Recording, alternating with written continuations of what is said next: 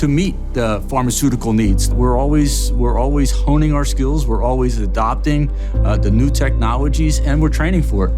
But the great part about PILMA is we go shoulder to shoulder, labor, management, manufacturing, to lobby legislators on behalf of good paying jobs in the industry and delivering low cost pharmaceuticals to, everyday Americans.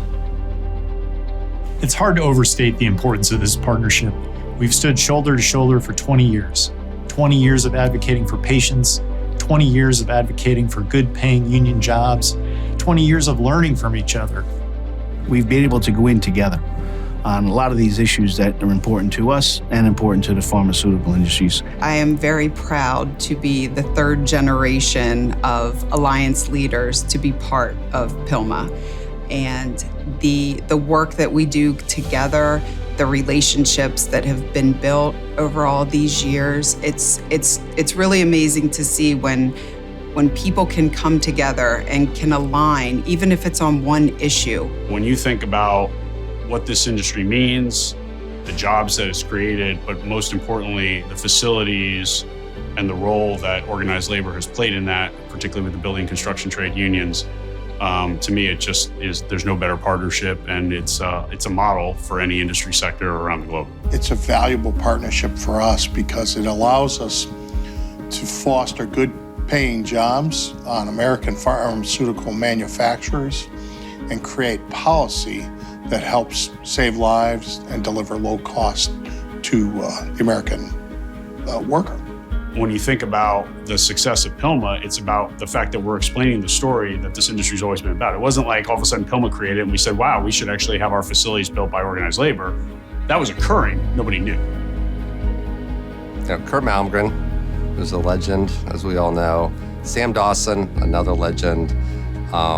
Leslie Dawson had worked together on the Labor Management Committee. And when I first came to Pharma in 1999, this was one of the visions that Kurt had. He knew the importance of the relationships with organized labor. Sam had built these labor management committees in the past, and it was based on their vision for starting this partnership. I feel that this partnership is a partnership, but it's also a family, and people genuinely care about each other. Our members have an expertise, and that's come up through our training and our mentoring. And for people to ask for our opinion and really accept it and be able to use that as they frame their policies going on is really important. PILMA unifies what are the common interests of labor and the manufacturers so that we can go knock on a door and seek policy that benefits both parties. The reason this partnership has existed for 20 years is because we've been focused on pragmatic solutions and not political talking points.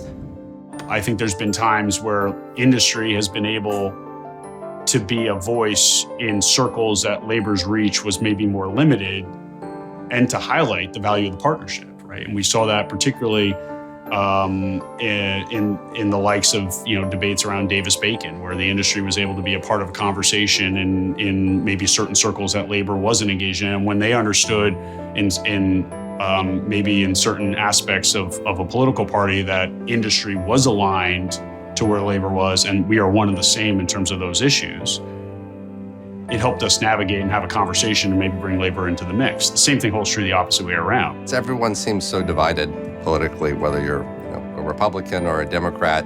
I think PILMA, having industry and labor sitting at the table together, really shows how different points of view, or I guess perceived different points of view, can come together and really do the right thing.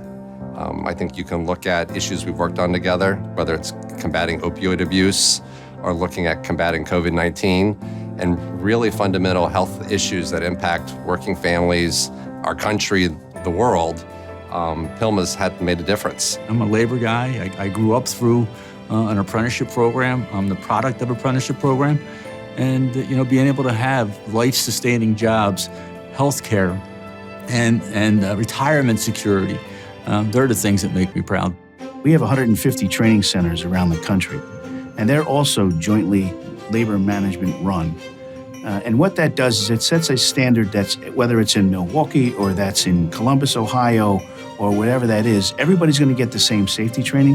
They're going to get the same skill level training.